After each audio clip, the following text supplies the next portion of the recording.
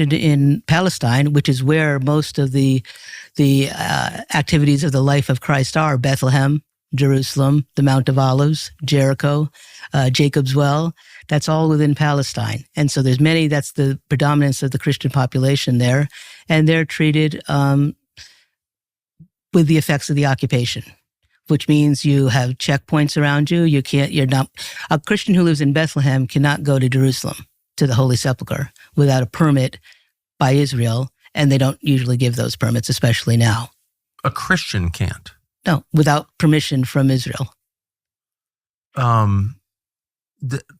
That's interesting because, I mean, those Christians that you're describing, I mean, they're the descendants of the Christians. Absolutely, who were converted they've been by there Jesus. from the beginning, yeah. I mean, right, Christ came as a Jew, right? Yes. Went to the temple, but the people that converted and have lived there for centuries are, in fact, I think there's been studies done that on Palestinians living there now, and they are the Canaanite descendants. Yes. They're people that have been there for centuries. Not all, or the greater part, not just Palestine included Syria and Lebanon at a different time under different empires and things. So, yeah, they're the first Christians, the Christians at the time of Christ. And it's very difficult to practice their faith. It's sort of like you're in a gilded cage. And that's how I look at Bethlehem. Within Bethlehem, you can live there, but you can't go and visit your friend who lives near Jacob's Well in Nablus without taking it. In fact, the priest in Bethlehem just told me the other day, his wife is from near Jenin, which normally would take you about an hour and a half to get between the two. Her father has prostate cancer. In order to get treatment, there was only hospitals. Nothing in the Northwest Bank could deal with it, either in Jerusalem or in Hebron, which is south of Bethlehem. And last year, or a couple of years ago, he was able to go to Jerusalem with a permit to get the treatment. But this year, the Israelis wouldn't let him. So it took him over 5 hours to get down to Hebron, and a man who's old and sick to doing things. So whether it's for those kind of activities or practicing your faith or visiting your relatives, which is part of Christian life too, right? You want to celebrate the holidays with your family and friends. It becomes very difficult to do. The reason I'm asking these questions, well, first, I think it's worth worrying about Christians who are the minority population. Well, it's worth worrying about Christians in general. But the United States is a majority Christian country that pays for a huge percentage of the Israeli economy, both through trade and direct grants and military assistance and all the rest. Israel couldn't exist without the United States. So, and it has the support of so many Christians in the United States, and I don't know if they're fully aware. I want to think they would care if they knew how the Christians are doing. And I keep reading that the Christian population in the region has declined dramatically since Israel became a state in 1948. Right. And I'm not quite sure why. Well, again, I think it has to do because the whole issue is that Israel has continued to grow and think that they can dominate the Christian areas, the areas of Palestine. So they make it very difficult for anyone else to be able to live there. As simple as that. But you would think Christians would get a special pass or dispensation because the United States is the great patron and it's a Christian country. No, because, well, the problem you have is one with the Christian Zionists, the ones who don't recognize the Christians in the Holy Land as being fully Christian, apparently. Because why would I have a very hard time understanding why someone who calls himself a Christian and then gives money to support the building of settlements. Do we understand what that means? The settlements are in the areas of Palestine. They're taking over the land that belongs to the people of Palestine. And this has been going on, like I said, I've been there since 1996, and I've seen the continued growth of the settlement. I lived in Bethany, biblical Bethany. Beyond and over the mountain, Mount of Olives, was the convent I was in Jerusalem. And to the east of me was the settlement of Mali Adumim in 1998. It was a relatively small settlement then. And then you go down the road to Jericho. It was one lane. It's now a larger highway. And that settlement of Mali Adumim is like a huge city and has closed off the people of Bethany. We are closed off in Bethany from going to our convent in Jerusalem because of the wall that was built on Palestinian land, on Christian land. There's a Christian home for boys that the Israelis just took over and cut up to make part of the wall that's separated. So it wasn't done for security to build that wall. It was done simply to expand the borders of Israel. Wait, so they went right through Christian land. Did Christians in the West say anything about this? Very few.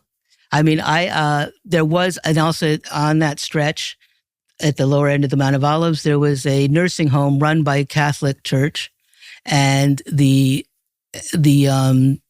nun that was in charge, she spoke to the French press, and soon after she was she was sent to Lebanon or to another post. Wasn't allowed to be there. Me, at the same time, the wall was built right beyond Lazarus's tomb. Our school is walking distance from Lazarus's tomb, from where Martha and Mary lived, and they built the wall right above where the tomb is. So that separated some of our teachers from being able to come to school. It separated our families on either side of the wall. So in April of 2005, I went to Washington and spoke to some congresspeople, not to demean Jews or not to even demean the state of Israel, to say, look, we are being affected by this wall. It's affecting our religious life. I can't go to visit my convent easily anymore because of this wall. It's disrupting our school life. And we'd like to see, it's not for security. It's not separating Israel from Palestine. It's separating Palestine from Palestine in the two. I get back home. I'm sorry, what kind of reception did you, so you went to Congress? Yeah. And there were a handful. Actually, I remember a very sweet occurrence. He's died since, but Senator Paul Wellstone of Minnesota, I was scheduled to meet him and he wasn't there, but then he came and he literally ran down the hall to catch me. So there are a few people that were sympathetic, but overall, no. And I even felt the sense when I was talking to people that like I went to a meeting where there were a few aides there of different congresspeople, right? Not just in one office, and just felt as if there was someone there watching what he was saying or doing going on. So anyway, I get back. Did you meet with any Christian church leaders here in the U.S.? Unfortunately, I mean, the Catholic Church has done a lot and said a lot, but I sad to say, I feel the Orthodox Church in America has been very reluctant to speak out on this issue. Why? Or to get involved. Maybe sometimes I think it's just simply awareness. Even when people go on pilgrimages to the Holy Land, they probably have Israeli tour guides, and they don't, it's an amazing experience to go to the Holy Land. It's overwhelming to be, a pious person to go there, and you're thinking about going to see where Jesus was, and here I'm on the Sea of Galilee, and you don't really perceive what that wall means, or who are those people living over there, or how come there's only cars with yellow plates here. And then we were in Jericho, and I saw these green and white plates. What does that mean going on? They don't understand it, so they don't get the concept. What does the yellow license plate mean? Yellow plate is for people who live in the state of Israel, and they can go on certain roads, all roads, and for Palestinians who have a Jerusalem ID are allowed to have a car with a yellow plate. And then Palestinians have green and white plates, and they cannot use. So over that time that I've been here, as the settlements have grown, you build the infrastructure for it. The electricity, the roads, separate roads that are used only by people that have yellow plates. As a foreigner and part of a foreign church, we were entitled to have either those, or they also have white diplomatic plates, that kind of diplomatic and religious plates that are there. So there's very much an apartheid system. Very much so. It's which gave me the freedom to help my Christian friends in Bethlehem and other places. Like one time, there was a woman who her daughter, they were from Bethlehem, married a Christian who lived in Jerusalem. So he had rights to be in the city of Jerusalem, have blue ID.